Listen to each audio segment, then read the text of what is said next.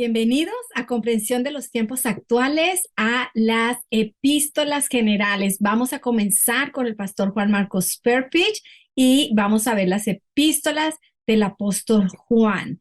Entonces, vamos a orar y le damos la bienvenida al pastor. Señor, gracias te damos por este tiempo, por tu palabra, por esta clase tan importante de las epístolas de Juan.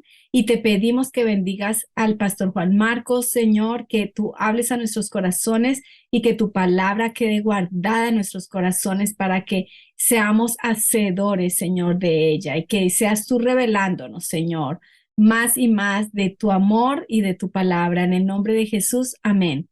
Bueno, pastor Juan Marcos, bienvenido a la clase.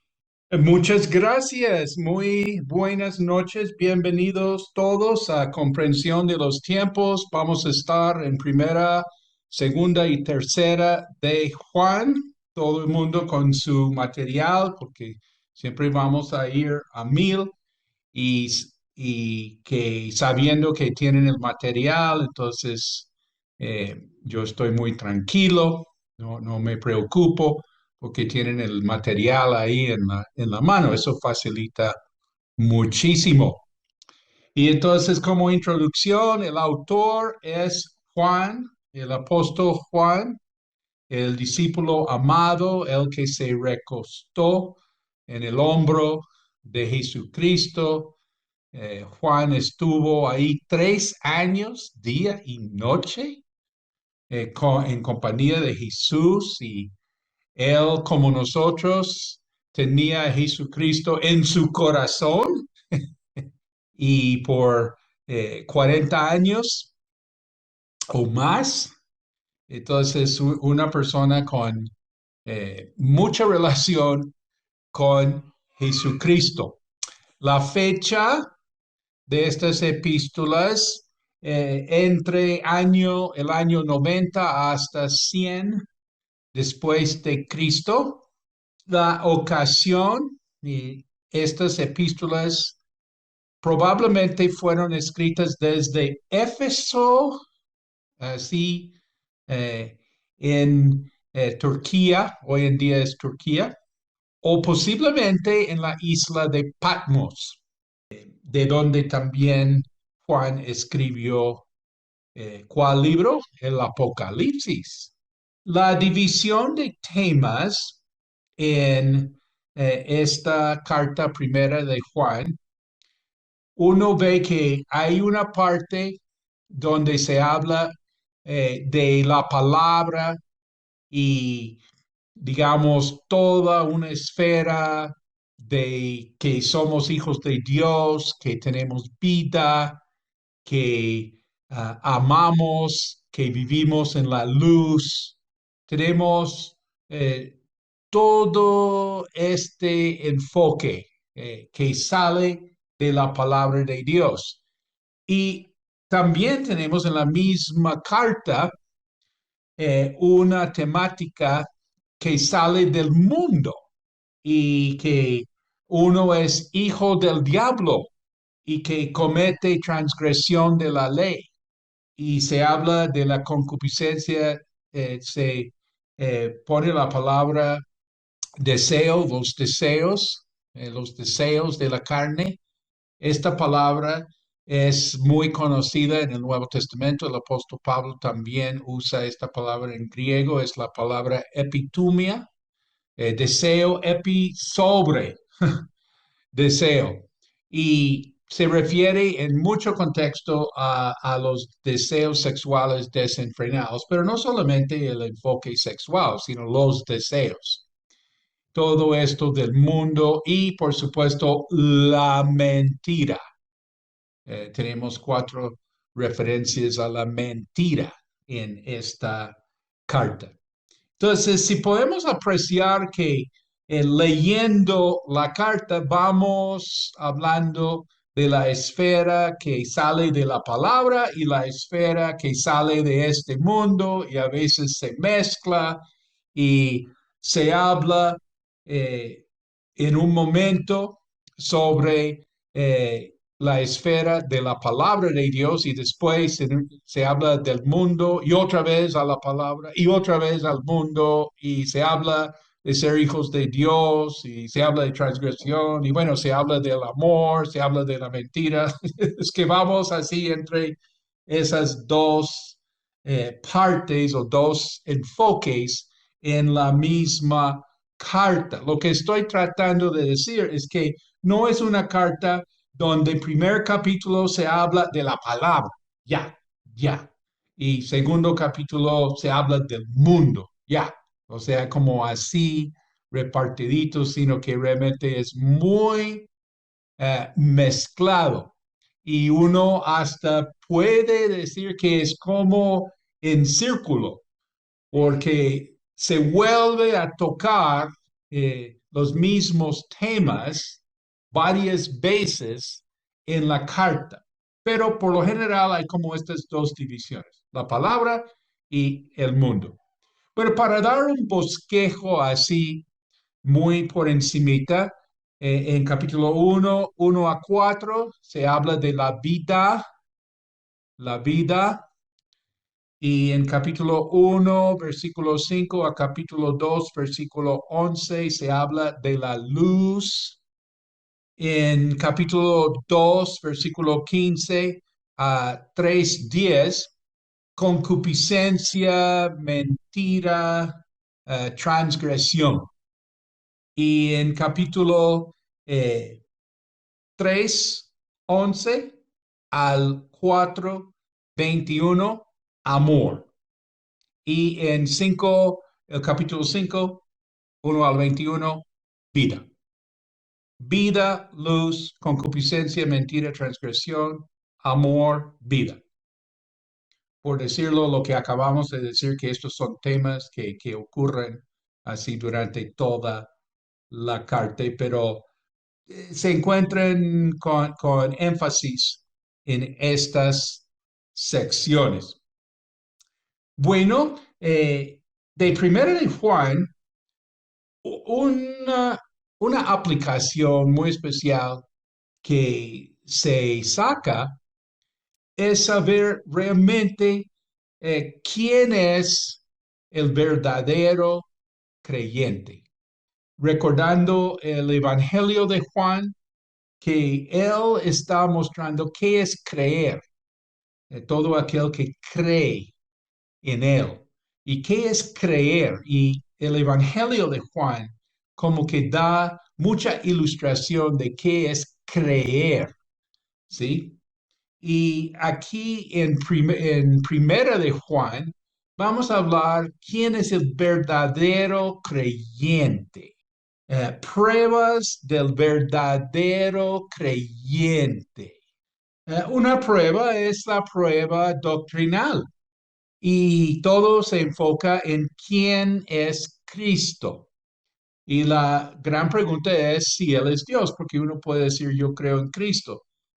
Sí, pero ¿quién es? ¿Quién es Cristo?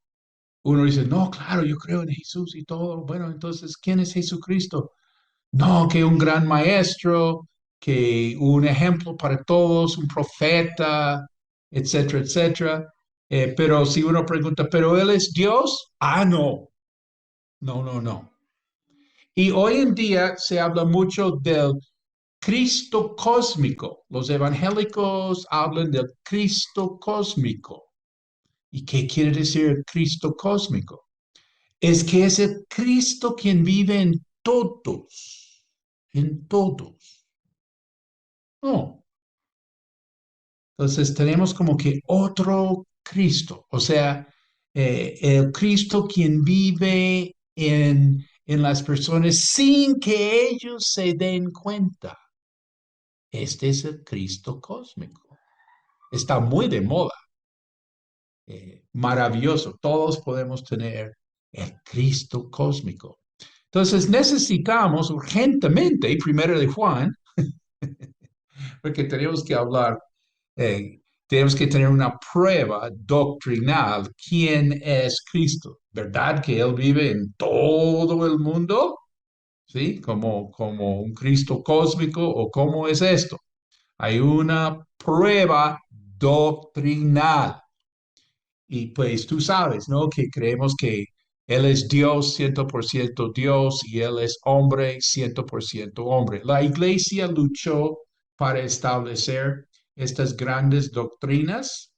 No deberíamos tener que otra vez pelear o luchar por estas doctrinas, pero toca siempre estar defendiendo la sana doctrina. ¿Y qué es la sana doctrina? Pues es que Jesucristo es Dios hecho hombre, 100% Dios, 100% hombre, pero sin pecado. Bueno, la segunda prueba que tenemos en Primero de Juan del verdadero creyente es que Dios nos ha dado su espíritu. Esto sí, si alguno no tiene el espíritu de Cristo, no es de él. Y la prueba que somos de él es que Él nos ha dado su espíritu. La tercera prueba es una prueba moral, que moral quiere decir que cómo vive uno. Si vive de acuerdo con lo que dice Dios o vive de acuerdo con lo que dice el hombre.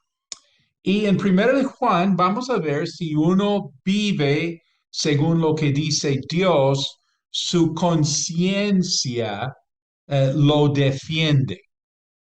El apóstol Pablo también habla de esto en Romanos, ¿no? Que la conciencia acusa o defiende, ¿sí? Y aquí Juan también habla de esto, que la conciencia cuando uno hace bien, pues su conciencia lo defiende. ¿Por qué esto es tan importante hoy en día? Pues imagínate, tenemos el tremendo deseo de afirmar la autoestima de las personas. Es una prioridad en la educación, es la autoestima. En los resultados de los estudiantes de todas partes del mundo, los Estados Unidos va bajando en todas las ciencias y en todos los conocimientos, pero está número uno en la autoestima. Los Estados Unidos eh, domina el mundo en autoestima, o sea, gente que no sabe nada, pero tiene autoestima. Ese es el efecto de la educación moderna que claro, todo el mundo quiere imitar. Entonces, pues nosotros necesitamos primero de Juan porque es verdad, si uno no tiene autoestima, vive una ansiedad en su vida, una depresión y todo esto. Y nosotros necesitamos ayudar a la gente a tener su autoestima. ¿Y cómo es que uno tiene autoestima? Haciendo el bien, especialmente en el campo moral. La prueba moral. Pues estoy aterrado. Yo me lo paso encontrándome con ex cristianos. Eh, yo salgo de la puerta y me encuentro con un ex cristiano. Creo que Dios quiere que ellos eh, regresen a la fe. Y si me encuentro con un cristiano, ay, qué dicha. Eh, pero está en pecado, está viviendo en pecado. Sí, está en unión libre, estoy hablando pues de, bueno, no solamente de jóvenes, pero digo, si yo me encuentro con un joven quien se demuestra ser creyente en Jesús, conoce al Señor, ¿sí? Está en unión libre, ¿sí? O sea, eso es algo, bueno, creo que Dios quiere que uno hable estas cosas con la gente, porque parece que esto no se habla en las iglesias. No se habla. Las personas pueden estar en una iglesia y nadie dice nada. eh, Está viviendo en pecado y pues no, pues eso es como normal, eso que tiene de raro. Pero en primero de Juan tenemos una prueba moral. También hay una prueba social. Si amamos a Dios, pues vamos a amar a los otros cristianos. Me acuerdo alguien dijo, me fascina la iglesia, lo único que no me gusta es la gente. Y que realmente pues es una prueba del amor, amarnos los unos a los otros. ¿Y eso por qué? Pues porque nosotros somos hijos del mismo Padre, somos hermanos del mismo Padre. El apóstol Juan fue conocido como el apóstol del amor y se cuenta que cuando él era viejito, bien viejito, cuando lo llevaban a la iglesia, a su reunión de la iglesia, de brazos, se lo llevaban de brazos, ¿sí? Como uno llevaría a un bebé, pues uno lleva así un ancianito bien, bien viejito, ya no puede caminar y eh, lo pasaban ahí enfrente para saludar a la gente y todo el mundo quería escuchar qué diría él y él siempre en sus últimos años decía la misma cosa, decía que se amen los unos a los otros.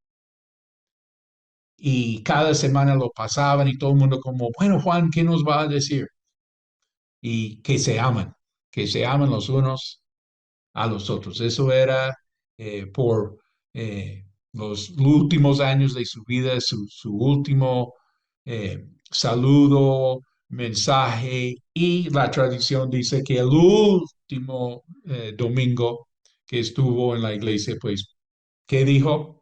Que se amen los unos a los otros. La prueba social. Entonces, pasando estas pruebas, pues uno va adquiriendo realmente una certeza, una confianza, que uno sabe que realmente eh, está con Dios y está con los hermanos. Eh, Tuvimos ahorita en las reuniones familiares el enfoque que cada uno contara si ha llegado al convencimiento en su vida que realmente está con Dios y que ama a los hermanos. ¿Qué es lo que le trajo a ese punto? Porque no estamos preguntando, bueno, ¿cuándo es que uno recibió al Señor? ¿Cuándo que eh, se arrepintió? Pues esos son testimonios muy especiales, pero otro testimonio es cuando realmente uno se convenció que esto es. Y es un recuerdo muy importante. A veces se pasa desapercibido porque pues el recuerdo de la conversión o el recuerdo del bautismo con el Espíritu Santo, el recuerdo del bautismo con agua, esos son recuerdos muy especiales y hay que celebrarlos. Pero también ese momento, algo pasó que tú dijiste, eso es lo mío y que realmente pues de aquí en adelante yo me dedico a esto. ¿Cuándo fue ese momento? ¿Qué es lo que te convenció? ¿Y qué es lo que, por qué estamos hablando de eso? Porque primero de Juan habla que uno va a tener una seguridad, una certeza en su vida. Estas cosas os he escrito a vosotros para que sepáis que tenéis vida eterna, ¿sí? O sea, que ustedes realmente no solamente sean salvos, hay mucha gente, pienso yo, hay mucha gente que sí es salva, pero no sabe que es salva. O, lo que quiero decir es que no goza de una seguridad, una certeza de su salvación. Tenemos a Humberto Paz con nosotros. Por favor, Humberto, ¿quiere comentar algo sobre esto? El tema de la certeza que uno tiene o no tiene en su vida. Es, obviamente es algo muy personal. De cada uno cuando tiene la seguridad o cuando tiene algunas dudas. Yo creo que en ocasiones el enemigo trata de poner dudas eh, en diferentes circunstancias. am, y quizás uno mismo siente esa inseguridad por su teología. Eh, a veces algunos regresan a las obras. Si no estoy haciendo lo suficiente por Dios, si no estoy saliendo a testificar, si no estoy saliendo a orar por los enfermos, si no estoy saliendo o si no estoy haciendo algunas cosas, entonces a lo mejor Dios no, no está complacido conmigo y, y todo depende muchas veces de la enseñanza que recibimos. Eh, yo he escuchado personas que expresan esto, que se sienten que no están haciendo lo suficiente y tienen ciertas dudas sobre eso.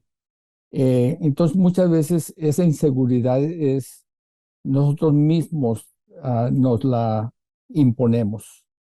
Am, ahora, yo creo que hay una diferencia también en cuanto a el sentir la seguridad de ser salvos y el sentir de que no somos dignos del amor de Dios. Y a veces confundimos eso. Ninguno somos dignos de lo que Dios hace por nosotros. Es solo por su misericordia y por su compasión y por su gracia que Él nos bendice.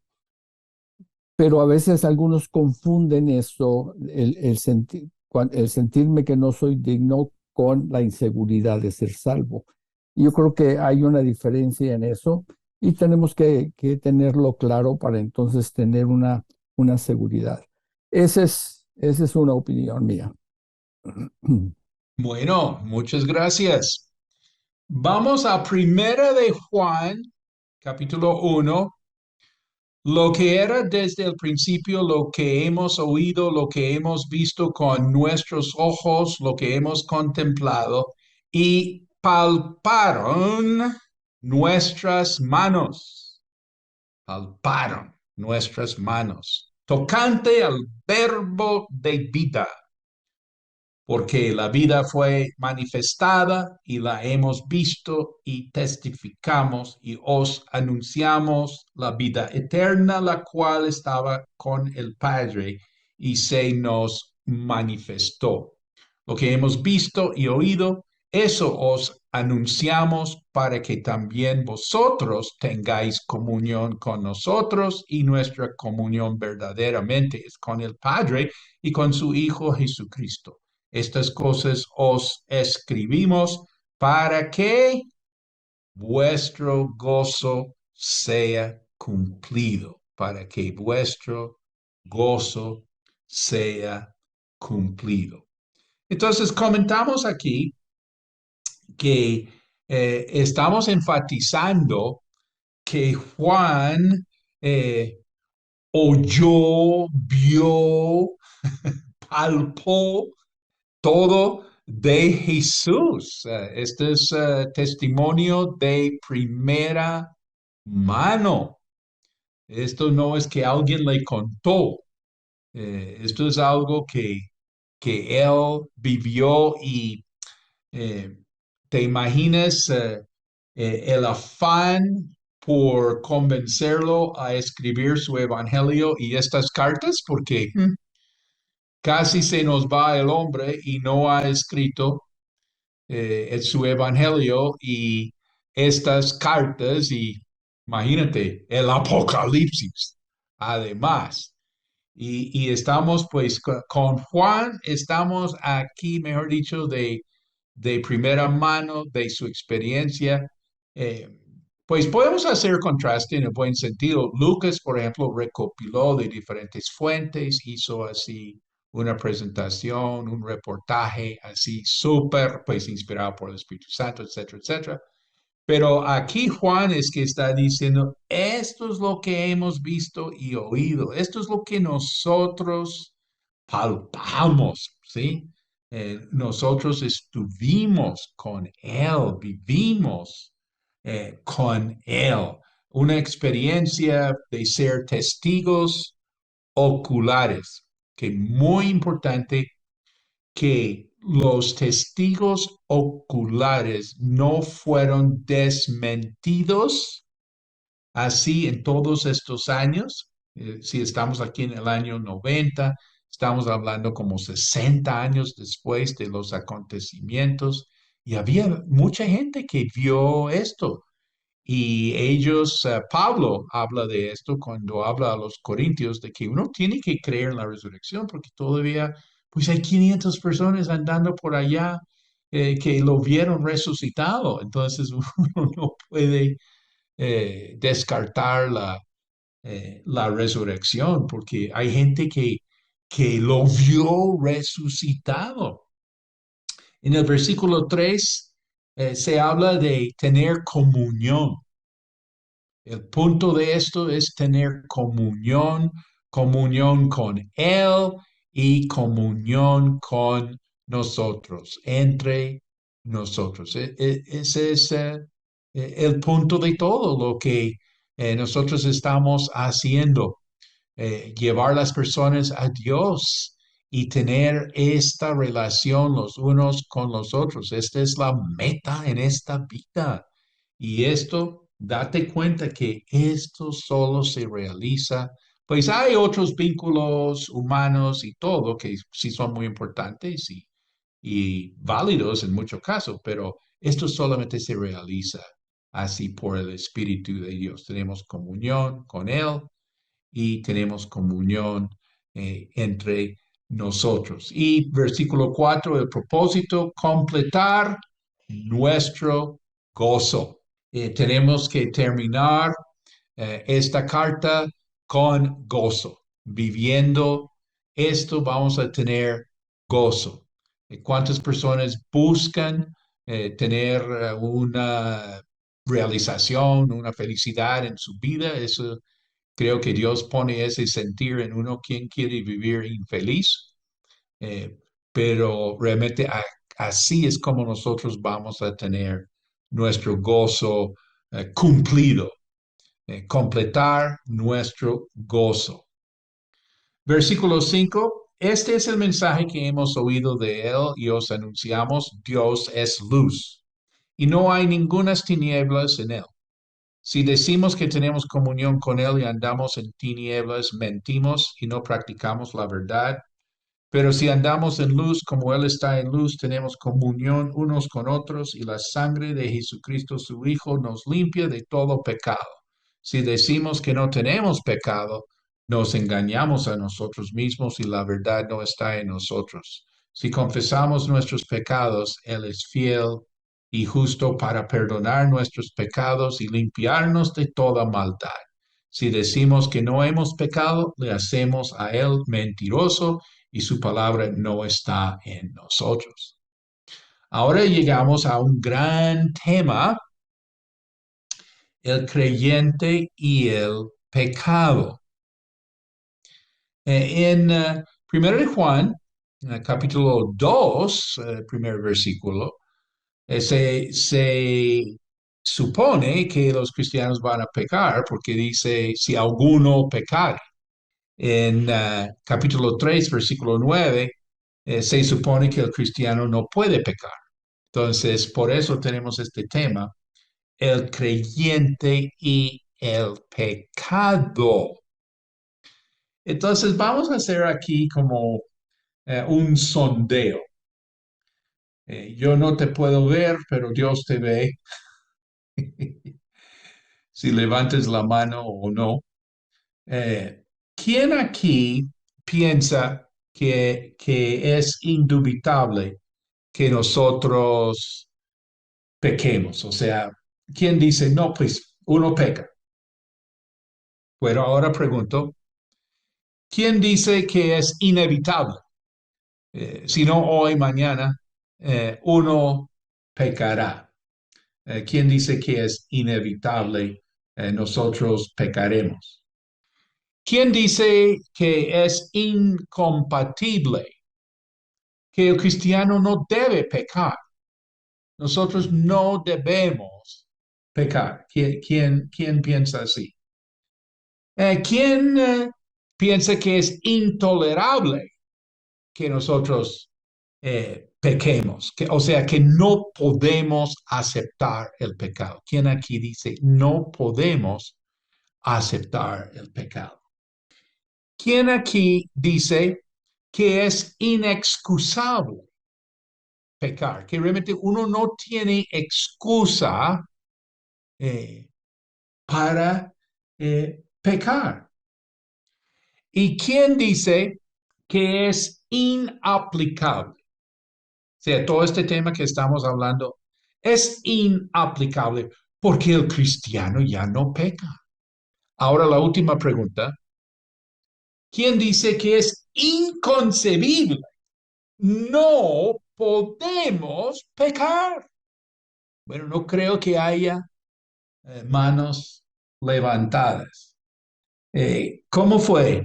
Pues a lo mejor todo el mundo levantó la mano diciendo, es indubitable, es inevitable, es incomparable, es intolerable, es inexcusable. O sea, ahí sí levantamos la mano, pero nadie levanta la mano a decir que es inaplicable, es inconcebible. Pero fíjate, eso es lo que dice la Biblia. El cristiano no peca. El cristiano no puede pecar. ¿Estás para este gran tema, el creyente y el pecado? Mira dónde nos metimos, en Primera de Juan.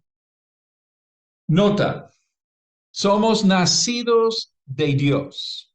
¿Alguien aquí nacido de Dios? ¿Alguien aquí ha nacido de nuevo? ¿Te acuerdas en el Evangelio de Juan? Es donde Jesús habla a Nicodemo del nuevo nacimiento.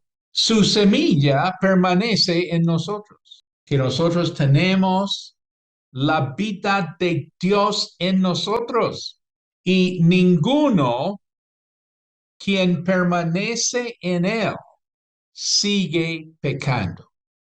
Esto es lo que Juan está afirmando. Eso fue urgente enfatizar.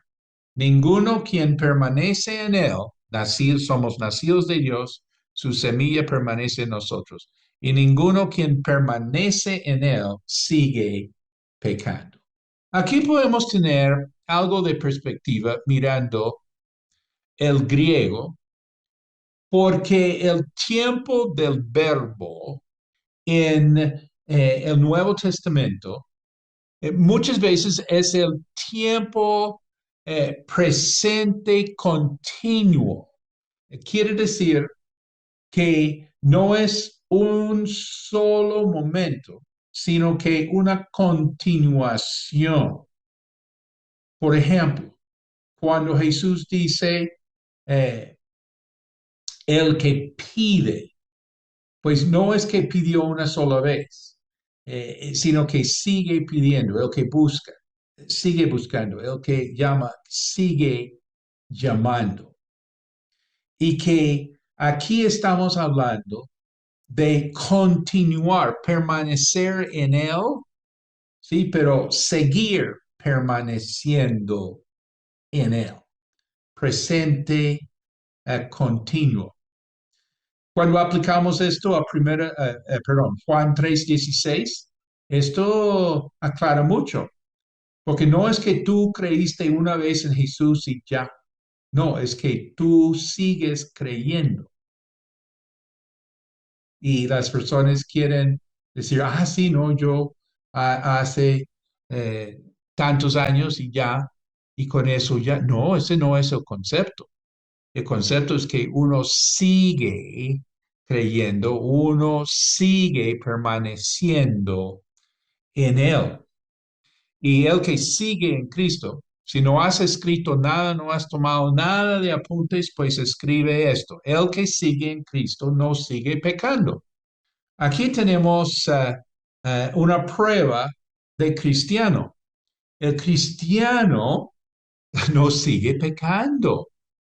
Él aborrece el pecado.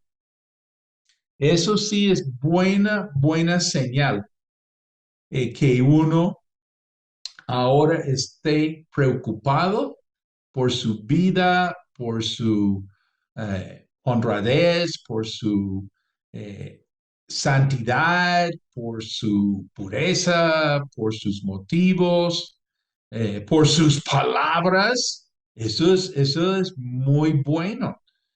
Un hombre dijo a su pastor, pastor, el Espíritu Santo me dejó. Y el pastor le preguntó, ¿por qué dices eso? Y el hombre dijo, porque cuando peco me siento mal. Y el pastor le dijo, no, no, no, es que el Espíritu Santo está con usted y Él es quien le hace a uno sentir mal. El problema es cuando uno peca y realmente no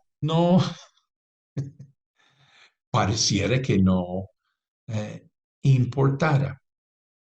Yo me acuerdo una vez, eh, una reunión de gente, una cuestión social, y cristianos ahí como, yo no sé, como mal, y estuve ahí con un eh, cristiano amigo y él y yo muy como, ay, eso está muy pesado. ¿Y qué pasa? ¿Qué pasa? Estos son cristianos. ¿Y qué pasa? ¿Cómo piensan así? ¿Cómo, cómo hablan así? ¿Cómo se ríen de esas cosas? O sea, mi amigo y yo como que, ay, ¿qué pasa? Y él me dijo a mí, es que no les importa. Y yo, pues sí, ¿no? La verdad, qué pena, pero no les importa. Y esto es una prueba. ¿Te importa? ¿Te importa? ¿Sí? Eh, y al cristiano genuino sí le importa. En Primera de Juan, capítulo 5 vemos que hay un punto, si uno sigue en el pecado, que ya no vuelve. Eso es lo grave. En Primera de Juan vamos a ver que hay un pecado que conduce a la muerte. Y Juan dice, no, yo no estoy diciendo que ustedes oren por ese hermano, ¿sí? No estoy diciendo eso, ¿sí? Entonces uno dice, wow, eh, como que da a entender que el pecado es como qué, es como peligroso. Y todo esto es la prueba del cristiano. Aborrece el pecado. Dice en capítulo 2, hijitos míos, estas cosas os escribo para que no pequéis. Y si alguno hubiere pecado, abogado tenemos para con el Padre a Jesucristo el justo. Y Él es la propiciación por nuestros pecados, y no solamente por los nuestros, sino también por los de todo el mundo. Y en esto sabemos que nosotros le conocemos y guardamos sus mandamientos. El que dice yo le conozco y no guarda sus mandamientos, el tal es mentiroso y la verdad no está en él. Pero el que guarde su palabra, en este verdaderamente el amor de Dios se ha perfeccionado. Por esto sabemos que estamos en él. El que dice que permanece en él debe andar como él anduvo. Entonces tenemos aquí el tema que Dios es luz, Dios es glorioso, que Él desea revelarse, Él es santo, Él desea guiarnos, Él penetra, esta luz penetra, revela lo que hay en la oscuridad. Y está saliendo a flote aquí el tema de la mentira. Si andamos en las tinieblas, mentimos a otros, a nosotros, a Dios. Dice en Proverbios 28:13, el que encubre sus pecados no prosperará, pero el que los confiesa y se aparta alcanzará misericordia. Entonces, estamos con este tema de la comunión con Dios. Vemos, punto uno, andar en la luz, confesar los pecados, creer en Cristo como nuestro abogado. La palabra abogado en griego es la palabra parakletos. Y recordamos de Paracletos, ¿cierto? Del Evangelio de Juan, ¿sí? Que yo os enviaré otro consolador, otro Paracletos. Jesús fue el primer Paracletos, el primer eh, consolador, y él enviará otro del mismo eh, estatus, valor, importancia, otro consolador, el Paracletos, quien es el Espíritu Santo. Y tenemos aquí la palabra Paracletos apareciendo donde dice si alguno hubiere pecado, abogado Paracletos tenemos para con Dios. Y punto 4, esta comunión tenemos con Dios por la propiciación. Recordamos la propiciación del libro de Romanos, del Éxodo, del Levítico, que tenemos expiación, tenemos que la sangre de Jesús hace que la ira de Dios no caiga sobre nosotros, detiene la ira de Dios, la propiciación, y que tenemos la propiciación por los pecados, imagínate, y no solamente los nuestros, sino de todo el mundo.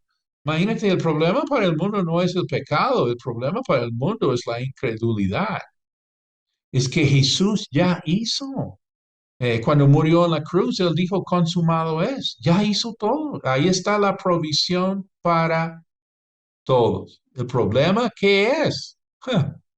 Sin fe es imposible agradar a Dios, la incredulidad del hombre, porque ahí está esa propiciación, no solamente para nosotros. Cristo no solamente murió por nosotros, Él murió eh, por todo el mundo, por los pecados de todo el mundo. Entonces tenemos este tema en Juan de realmente conocer a Dios, y vamos a tener que parar aquí y hablar un momento que Juan está luchando. Juan y los primeros cristianos luchaban con el concepto de los griegos de cómo conocer a Dios. En la cultura griega, uno conocía a Dios por el intelecto, por la ciencia, por el razonamiento. Pero la Biblia muestra que uno conoce a Dios por la obediencia. Y cuando Pablo comenta sobre esto, a los Corintios dice, ya que Dios en su sabio designio dispuso que el mundo no lo conociera mediante la sabiduría humana, tuvo a bien salvar mediante la locura de la predicación a los que creen. Siguiendo el primero de Juan, hermanos, no os escribo mandamiento nuevo, sino el mandamiento antiguo que habéis tenido desde el principio. Este mandamiento antiguo es la palabra que habéis oído desde el principio.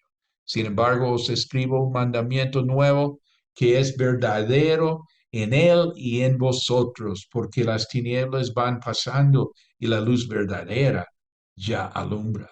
El que dice que está en la luz y aborrece a su hermano, está todavía en tinieblas. El que ama a su hermano permanece en la luz y en él no hay tropiezo. Pero el que aborrece a su hermano está en tinieblas y anda en tinieblas y no sabe a dónde va, porque las tinieblas le han cegado los ojos. Entonces aquí estamos con el gran tema, el amor. La prueba de que estamos en la luz, el amor. Y tenemos el odio, la prueba de que todavía estamos en las tinieblas, el odio. Os escribo a vosotros, hijitos, porque vuestros pecados os han sido perdonados por su nombre. Os escribo a vosotros, padres, porque conocéis al que es desde el principio. Os escribo a vosotros, jóvenes, porque habéis vencido al maligno. Os escribo a vosotros, hijitos, porque habéis conocido al Padre. Os escribo a vosotros, padres, porque habéis conocido al que es desde el principio. Os he escrito a vosotros, jóvenes, porque sois fuertes. Y la palabra de Dios permanece en vosotros y habéis vencido al maligno. Nota que tenemos aquí una palabra para los hombres. Es muy importante que los hombres sean fuertes. En una iglesia, por favor, que los hombres sean fuertes. Estoy que digo a los pastores, dedíquense a los hombres, porque si los hombres no son fuertes, pues la iglesia nunca va a ser fuerte. Dedíquense, pastores, líderes, a los hombres. Urgente, urgente. Perdimos mucho terreno con la pandemia. A ver cómo hacemos. Los hombres, necesitamos hombres fuertes.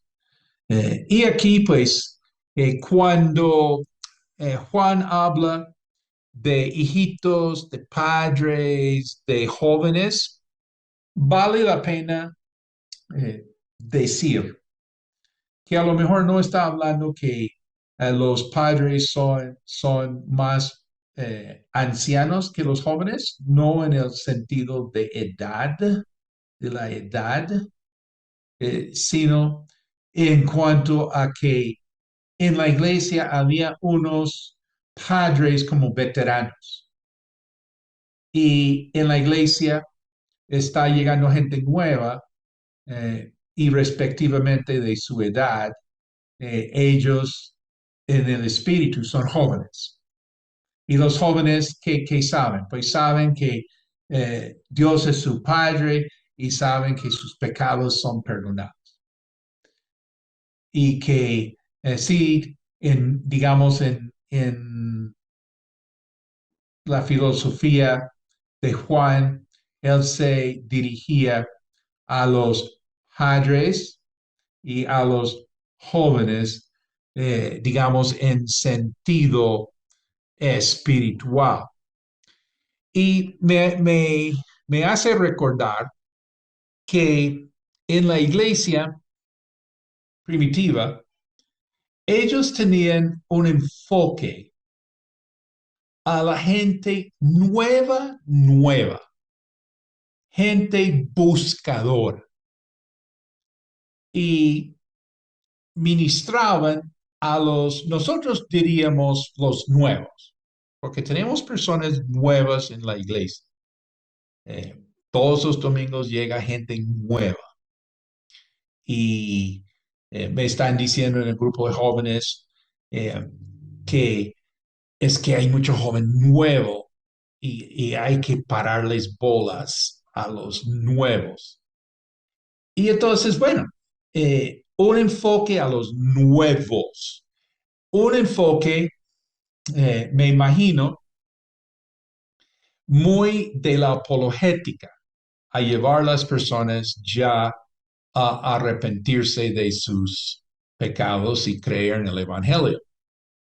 Pero el punto es que un enfoque trata de imaginar, pues yo trato de imaginar, hablando de reimaginar la iglesia, esto es reimaginar la iglesia, dar un trato a los nuevos, ¿sí? Pararles, como decimos en Colombia, bueno, ponerles mucha atención. Bueno, y el segundo enfoque a la gente recién convertida, gente que ya tomó una decisión, o sea, pasaron de nuevos, digamos, a ser ahora comprometidos, pasaron de ser simpatizantes a ser ya de la iglesia. Cuando llegaron, decían, y esta iglesia de ustedes, ¿qué dicen ustedes sobre tal cosa? Ahora dicen, en nuestra iglesia, ¿qué decimos nosotros? ¿Sí? Es que es diferente. Y darle una atención, ponerle un cuidado a los nuevos, digo, a los convertidos, a los convertidos. Y El tercer enfoque es a las personas quienes ya han pasado por su apologética y han tenido su entrega y ahora pues están en la vida cristiana y están andando ahí, como a dar tres enfoques. Siempre me pareció interesante ese concepto y me hace pensar aquí en lo que dice Juan cuando él da una palabra a, a hijitos y da una palabra a los padres y da una palabra a los jóvenes, como si él está pensando ahí en personas en qué diferente momento, etapa de su desarrollo, de su crecimiento espiritual. No améis al mundo ni las cosas que están en el mundo. Si alguno ama al mundo, el amor del Padre no está en él. Porque todo lo que hay en el mundo, los deseos de la carne, los deseos de los ojos y la vanagloria de la vida, no proviene del Padre, sino del mundo. Y el mundo pasa y sus deseos, pero el que hace la voluntad de Dios permanece para siempre. No améis al mundo. Recomiendo el libro No améis al mundo por Watchman Nee. Es de los clásicos. Watchman Nee. No améis al mundo. Él habla que él fue un pastor, maestro de la Biblia en la China durante la Segunda Guerra Mundial. Imagínate, bajo los japoneses y todos los horrores de la Segunda Guerra Mundial en la China. Y él habla que no améis al mundo, la palabra mundo en griego es la palabra cosmos. Y la palabra cosmos en griego se refiere a orden, sistema, y pues entendemos como una corriente por detrás de las cosas. Y él habla del mundo de deportes, de comercio, de educación, de política, música, arte, religión, medicina, tecnología, moda, ciencia, informática. El mundo de todas estas áreas, todo lo que hay en el mundo. Y Juan está diciendo, no améis al mundo. Y él hace un análisis, punto uno, que todo de este mundo va en contra de Dios. Ahora, pues, entrando lo de Pablo, la corriente de este mundo y de no ser conformados a este siglo, que es sinónimo para mundo, que este mundo va en contra. Para dar un ejemplo, digamos, si yo pongo una universidad, bueno, cristiana, ¿cómo no? Porque las primeras universidades eran cristianas. Eh, y yo dirijo esa universidad, pues yo puedo encaminar la universidad, la dirección que están dando, como a buenos fines. La educación es muy valiosa. Pero si la influencia del cristiano o de los cristianos se quita de la universidad, en poco tiempo ya la universidad está yendo por donde no es. Eh, y uno ve esto en todas estas áreas, que si el cristiano mete el hombro, pone ahí su énfasis, su aporte y su trabajo. Esto es trabajo para que las cosas funcionen. Entonces las cosas van en buena dirección, pero si el cristiano se afloja, se desanima o se quita o es quitado, entonces ya las cosas termina en qué? Yéndose de Dios, llevando a uno de Dios. Y esta corriente es muy fuerte y no se percibe. Cuando uno se mete en un río, no se da cuenta, pero la corriente se lo está llevando muy lejos.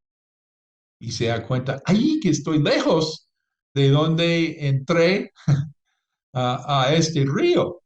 Y no se siente. Y eso es lo que ocurre con el mundo. Punto uno es el mundo, este mundo va en contra de Dios. No tiene el amor del Padre, mejor dicho. Y el segundo punto que destaca Watchman Nee es que este mundo tiene su líder, tiene su Dios, el Dios con D pequeña, el Dios de este mundo. Y recordando Juan, el Evangelio de Juan, Jesús dijo, el juicio de este mundo ha llegado ya y el príncipe de este mundo va a ser expulsado. Y dijo, el príncipe de este mundo ya ha sido juzgado. Y el apóstol Pablo, hablando a los Efesios, dijo, Él os dio vida a vosotros cuando estabais muertos en vuestros delitos y pecados en los cuales anduvisteis en otro tiempo, siguiendo la corriente de este mundo, conforme al príncipe de la potestad del aire, el espíritu que ahora opera en los hijos de desobediencia, entre los cuales también todos nosotros vivimos en otro tiempo, en los deseos de nuestra carne, haciendo la voluntad de la carne y de los pensamientos, y éramos por naturaleza hijos de ira, lo mismo que los demás. ¿No te suena muy paralelo a lo que está diciendo Juan? No améis al mundo. El tercer punto que destaca Watchman Nee es que nosotros estamos en este mundo, pero no somos del mundo. Pablo en 1 Corintios 7 dice, lo que quiero decir, hermanos, es que nos queda poco tiempo. De aquí en adelante, los que tienen esposa deben vivir como si no la tuvieran. Los que lloren como si no lloraran. Los que se alegran como si no se alegraran. Los que compren algo como si no lo poseyeran. Los que disfrutan de las cosas de este mundo como si no disfrutaran de ellas. Porque este mundo, en su forma actual, está por desaparecer.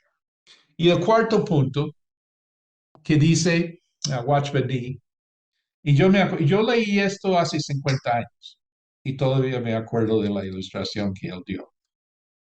Vencemos al mundo.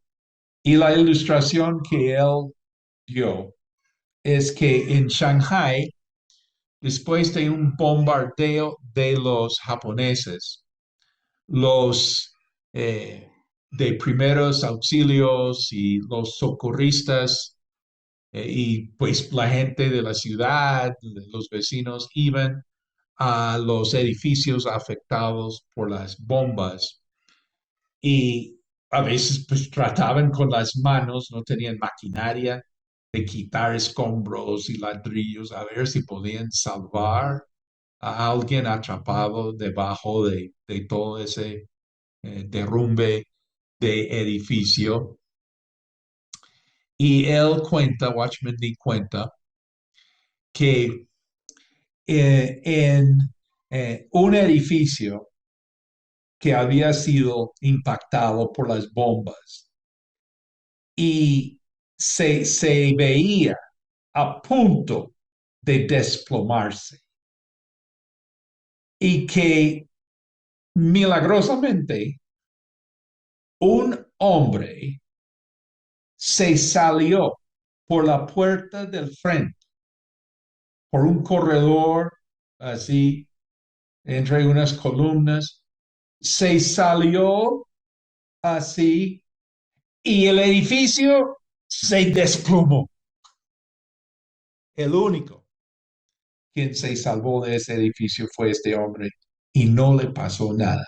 Tenía pues mucho polvo así y todo, pero ni un rasguño. Y Watchman Nee dice, todo el mundo, wow, ¿cómo puede ser? ¿Cómo puede ser? Y se le ocurrió a Watchman Nee pensar, aquí no pudo haber sido diferente, porque este hombre tenía vida y ese edificio no era sino muerte. O sea, claro, venció. Como no pudo vencer, es que tenía vida. Y siempre se me ha quedado esa ilustración en cuanto al tema del mundo. Nosotros vencemos al mundo porque tenemos vida y porque tenemos vida, vencemos al mundo. Eh, en Juan 17, cuando Jesús ora al Padre, dice, yo les he entregado tu palabra y el mundo los ha odiado porque no son del mundo, como tampoco yo soy del mundo. No te pido que los quites del mundo, sino que los protejas del maligno. Ellos no son del mundo, como tampoco lo soy yo. Santifícalos en tu verdad, tu palabra es la verdad. Como tú me enviaste al mundo, yo los envío también al mundo. Hijitos, ya es el último tiempo, y según vosotros oísteis que el anticristo viene, así ahora han surgido muchos anticristos. Por esto conocemos que es el último tiempo. Salieron de nosotros, pero no eran de nosotros, porque si hubiesen sido de nosotros, habrían permanecido con nosotros, pero salieron para que se manifestase que no todos son de nosotros. Pero vosotros tenéis la unción del Santo y conocéis todas las cosas. No os he escrito como si ignoraseis la verdad, sino porque la conocéis y porque ninguna mentira procede de la verdad. ¿Quién es el mentiroso? Sino el que niega que Jesús es el Cristo. Este es el anticristo, el que niega al Padre y al Hijo. Todo aquel que niega al Hijo tampoco tiene al Padre. El que confiesa al Hijo tiene también al Padre. Lo que habéis oído desde el principio permanezca en vosotros. Si lo que habéis oído desde el principio permanece en vosotros, también vosotros permaneciereis en el Hijo y en el Padre. Y esta es la promesa que Él nos hizo, la vida eterna. Os he escrito esto sobre los que os engañan, pero la unción que vosotros recibisteis de Él permanece en vosotros y no tenéis necesidad de que nadie os enseñe, así como la unción misma os enseña todas las cosas. Y es verdadera y no es mentira. Según ella os ha enseñado, permanecer en Él. Y ahora, hijitos, permanecer en Él para que cuando se manifieste tengamos confianza, para que en su venida no nos alejemos de Él avergonzados. Si sabéis que Él es justo, sabed también que todo el que hace justicia es nacido de Él. Queremos observar aquí que dice el anticristo, el anticristo. Y también se habla de muchos anticristos y se habla del espíritu de anticristo. Esto nos ayuda mucho porque tenemos que tener el anticristo presente. Sabemos que él no vendrá antes que primero venga así la apostasía, que nosotros vamos a tener eh, la iglesia cristiana apóstata, apartada de la verdad, y eso ya el anticristo anda. Y hay muchos anticristos durante la historia que uno ha visto. Yo estudio eh, anticristos en la historia y también estudio el espíritu de anticristo porque lo veo en personajes de la actualidad y de la historia y todo. Y esto nos da mucha indicación de cómo será el anticristo. En 1 de Juan, capítulo 4, versículo 1 al 6. Amados, no creáis a todo espíritu, sino probad los espíritus si son de Dios, porque muchos falsos profetas han salido por el mundo. En esto conoced el Espíritu de Dios. Todo espíritu que confiesa que Jesucristo ha venido en carne es de Dios, y todo espíritu que no confiesa que Jesucristo ha venido en carne no es de Dios. Y este es el espíritu de anticristo, el espíritu de anticristo, el cual vosotros habéis oído que viene y que ahora ya está en el mundo. Hijitos, vosotros sois de Dios y los habéis vencido, porque mayor es el que está en vosotros que el que está en el mundo. Ellos son del mundo, por eso hablan del mundo, y el mundo los oye. Nosotros somos de Dios, el que conoce a Dios nos oye, y el que no es de Dios no nos oye. En esto conocemos el espíritu de verdad y el espíritu de error. Tenemos aquí el comentario que salieron, que eh, en la iglesia, que había una gente que no siguió la sana doctrina y que salieron, y Juan dice, no, pues eso es mejor porque así se sabe quién es quién. Es mejor claridad que acuerdo. A veces la gente busca el acuerdo. Nosotros no deberíamos buscar el acuerdo, deberíamos buscar la claridad, y teniendo claridad, pues veremos qué es lo que cada uno realmente cree, qué es lo que realmente uno va a hacer. Y aquí una gente salió y Juan dijo, pues bueno, ya pudimos ver quién es quién. Y tenemos aquí el tema de la unción. En cuanto a la unción, dice Juan que todos la tenemos. Pienso que cuando Juan habla aquí de la unción, él no está hablando, digamos, el sentido de una unción para el ministerio de particular enfoque. Ese es otro tema, pero no es el tema de Primera de Juan. Podemos buscar en otros lados de la Biblia el tema de los dones.